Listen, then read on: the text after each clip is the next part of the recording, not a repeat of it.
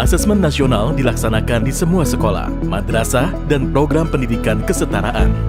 Sampel peserta didik yang mengikuti asesmen nasional dipilih secara acak, sedangkan kepala satuan pendidikan serta guru seluruhnya akan berpartisipasi. Bagaimanakah mekanisme kepesertaan tersebut dalam implementasi? Peserta didik akan mengerjakan 4 instrumen: asesmen literasi membaca, survei karakter, asesmen numerasi, serta survei lingkungan belajar. Peserta didik jenjang pendidikan dasar dipilih secara acak oleh Kemdikbud dengan jumlah maksimal 30. Sementara untuk jenjang pendidikan menengah dipilih secara acak dengan jumlah maksimal 45 murid. Masing-masing jenjang memiliki 5 orang peserta cadangan. Apabila ada peserta utama yang berhalangan melaksanakan asesmen nasional, maka satuan pendidikan harus sudah menginformasikan penggantian peserta utama dengan peserta cadangan selambat-lambatnya 1 hari sebelum hari pelaksanaan. Peserta cadangan yang terpilih harus menyelesaikan keempat jenis instrumen secara lengkap sesuai jadwal yang telah ditentukan. Kementerian Pendidikan dan Kebudayaan tidak menyediakan jadwal asesmen susulan. Peserta yang tidak hadir pada hari pelaksanaan tidak diberikan kesempatan untuk melakukan susulan dan datanya tidak diikutkan dalam penentuan hasil satuan pendidikan.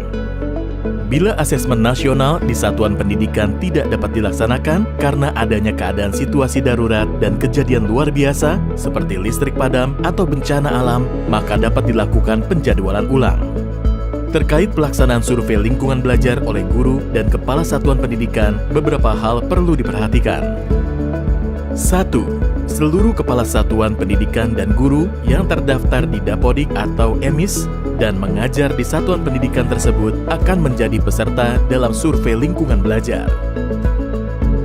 2. Pengisian survei lingkungan belajar untuk kepala satuan pendidikan dan guru dilakukan secara mandiri tanpa pengawasan dan diberikan waktu selama 4 hari. 3. Bagi guru yang mengajar lebih dari 1 satuan pendidikan, melaksanakan survei lingkungan belajar di setiap satuan pendidikan yang diajar. 4. Bagi kepala satuan pendidikan yang memimpin lebih dari 1 satuan pendidikan, melaksanakan survei lingkungan belajar di setiap satuan pendidikan yang dipimpin. Apabila kepala satuan pendidikan yang berperan sebagai guru, maka akan mengisi survei lingkungan belajar baik sebagai kepala satuan pendidikan maupun sebagai guru. Sangat penting bagi setiap satuan pendidikan mendapat potret yang utuh mengenai kondisi pendidikan yang sebenarnya. Oleh karena itu, partisipasi aktif untuk melaksanakan asesmen nasional dengan menjunjung integritas tinggi akan mendorong dihasilkannya informasi yang akurat dan komprehensif. Dengan mensukseskan pelaksanaan asesmen nasional, mari kita tingkatkan mutu pendidikan di Indonesia.